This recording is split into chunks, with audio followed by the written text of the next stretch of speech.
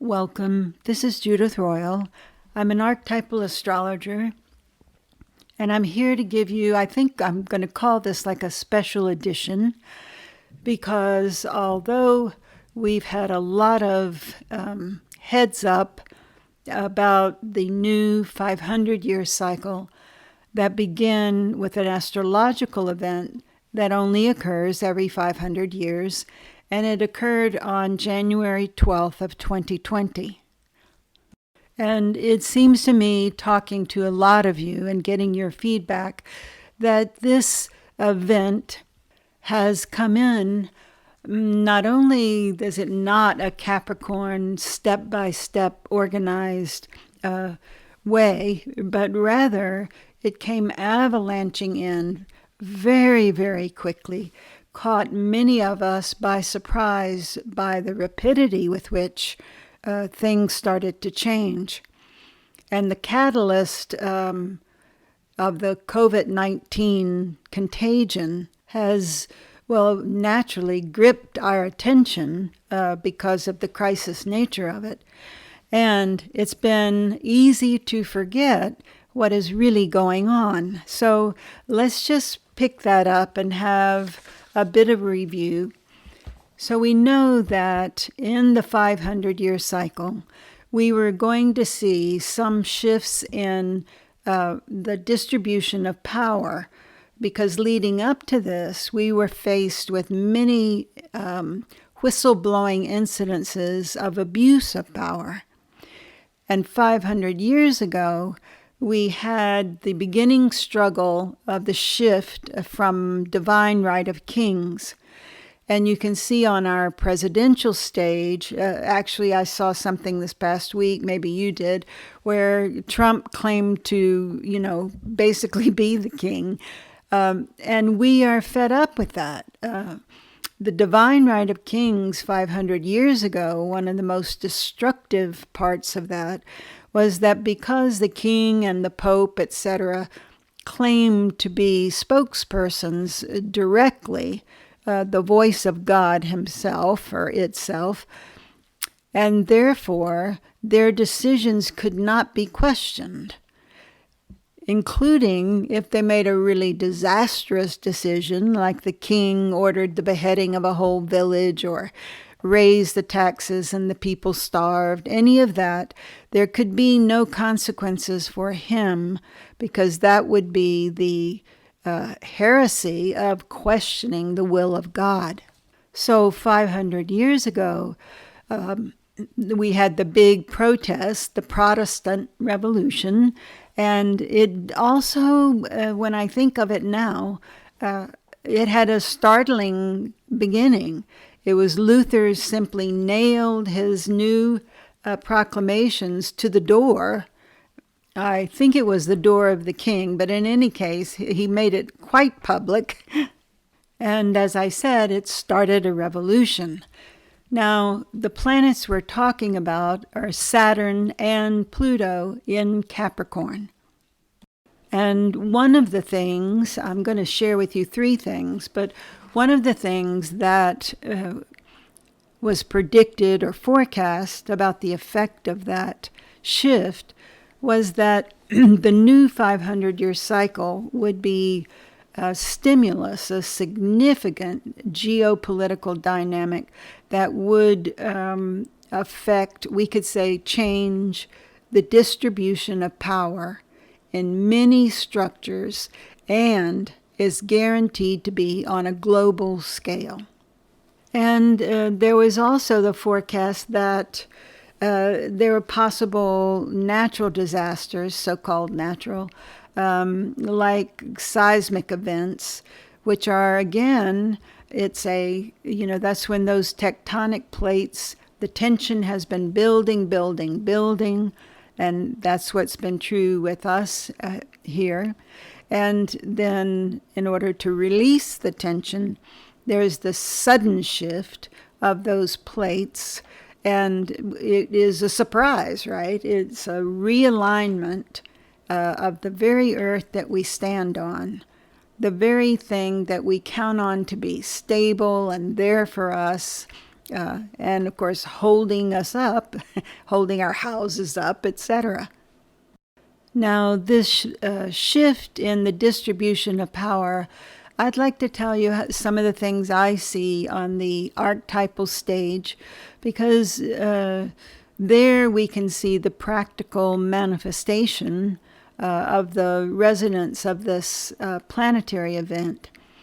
And so immediately we had the coronavirus come in and cause a sudden shift globally in the whole world. Think about it, within a matter of days and weeks, everyone who has access to technology, who has access to a cell phone or whatever, knew that in China there was a outbreak of contagious disease that came from an animal and therefore was as dangerous because none of us would have any natural immunity. So rightfully so, we were very concerned. And if you think about what you've seen, we've seen suddenly, almost overnight, the World Health Organization had primary prime time, and our hospitals and healthcare workers they were empowered, right? Suddenly, the distribution of power moved to them because they were saving lives, as well as trying to figure out what to tell us to protect us from this virus. So we were all very anxiously tuning into that. So here is a system, the healthcare system, that has been starved, if not outright ignored, during the patriarchal reign of power, in which greed and money played the primary role of depriving American citizens of health care. And what was the effect is that the poor and the downtrodden in this country, who have been that way for quite a long time and been ignored, essentially, by the powers that be, suddenly are in the news because suddenly we see the tragic effects by way of a higher death rate of people who've been denied health care services for a very long time. So let me say that astrology, one of the beautiful things about it, is showing us, yes, there is a rhythmic cycle in the orbits of planets, and that's reassuring because it seems we can count on it. But there are other things in this 500-year cycle that are synchronistic. For example, let's ask ourselves, how will the revolution now, the one coming before us, how will it compare to the one in the 1500s? So even though there are very different orbital speeds, it turns out that the revolutionary guy, the archetype of thunder and lightning, the planet Uranus, was in exactly the same position in Taurus that it is today. And the planet Uranus has a resonance that is all about freedom. So yes, it's rebellion, but it's a rebellion against limitations that are holding you back. And because it's in the sign of earthy Taurus, yes, it's all about values, and this has been building for a while also, because we had a sneak peek at Uranus and Taurus in May of 2018. So it appears that because of the shutdown from the virus, so that we're taking care of our health, a lot of people have lost their jobs, and most of those people have been living on the edge anyway, economically. Well, when we really think about it, however, the edge they've been living on has been with us for a long time.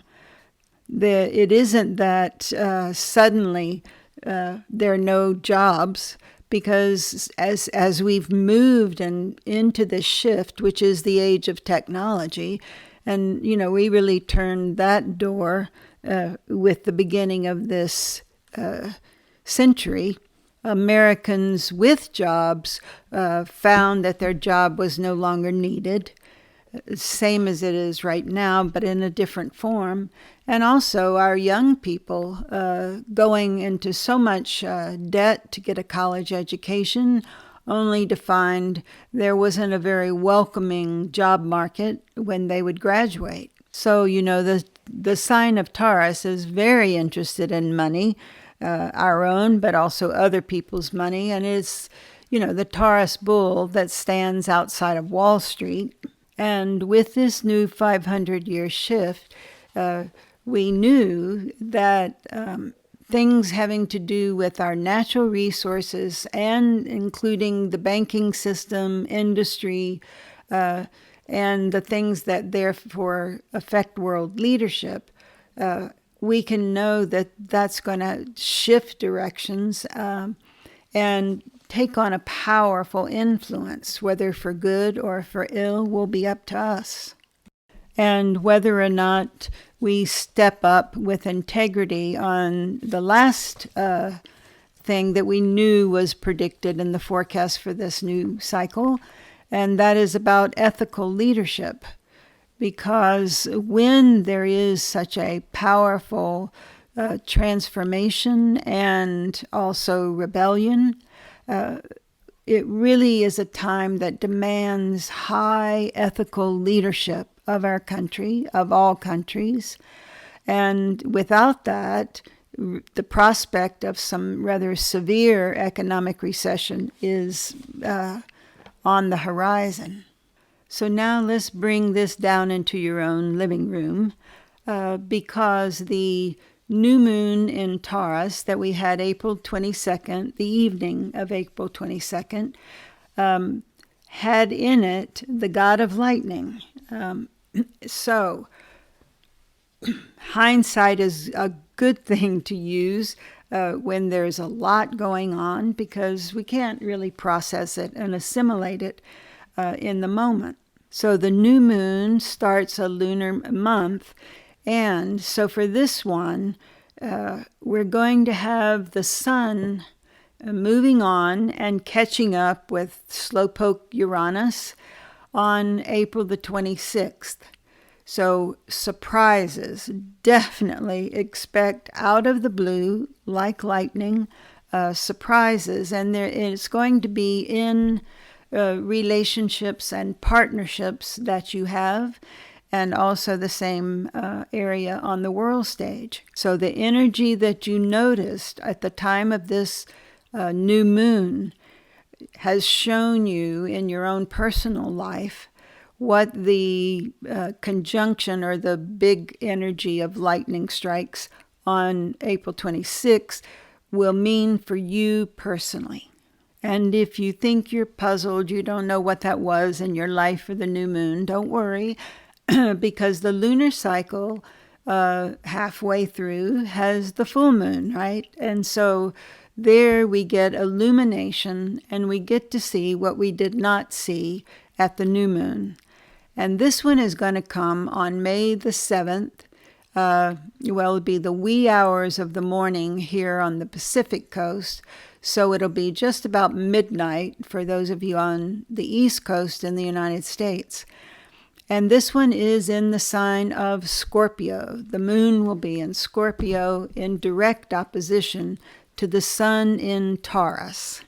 And communications and messages are going to be flying around because the Taurus sun will have side-by-side joining it with Mercury, the messenger planet, and I'm certain that some of those messages are going to help us get our attitude in check and remember that there's some beautiful things that are underneath the crumbling of this patriarchy.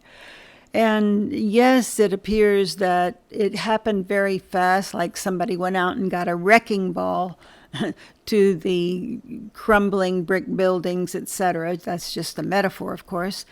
But now we have moved in April. We have moved into a beautiful lineup, a pairing of Venus and Mars.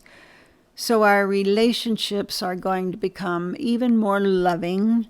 And we're going to put words and actions to that because both Venus and Mars are now in an air sign, Mars in Aquarius, humanitarian action, and Venus in Gemini, a little flirtatious, but nevertheless very helpfully curious. And they are going to have an extended stay with each other. I'll be telling you a lot more about that next time. For now, I'm asking the question, what is true? Including, of course, what is true about this virus? So I jotted down 3 things that I want to share and leave you with because they can help shift your attitude away from fear and into love. So the first thing I would glean from the news about this virus is we don't know enough. A lot of people are saying that, and that's the truth. So all the different predictions and the numbers and the testing and so forth, the bottom line is we simply don't know enough. So the second thing is, this was on NPR talking about the CDC, and I just thought it was hilarious. And it was about testing, and it said, if you're not looking for something, you won't find it.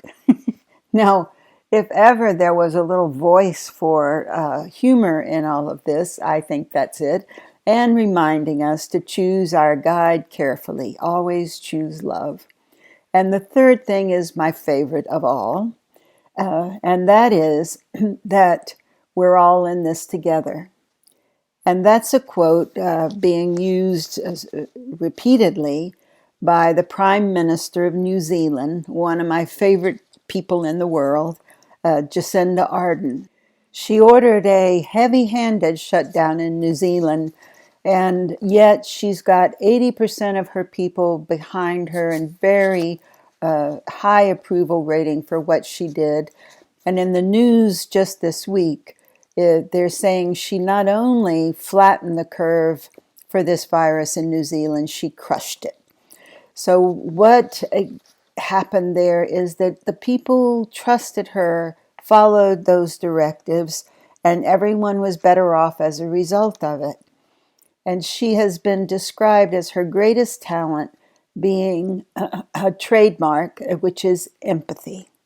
So no matter what country you live in, let's take her encouraging advice.